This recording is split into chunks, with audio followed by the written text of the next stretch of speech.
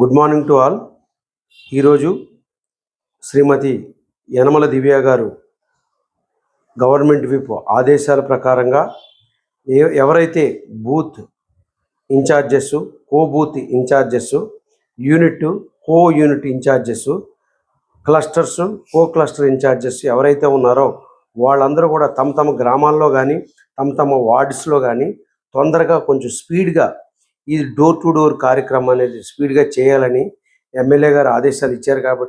కాబట్టి తొందరగా అందరూ కూడా చేసి ఈ యొక్క కార్యక్రమాన్ని మనం తొందరగా ముగిస్తే బాగుంటుంది.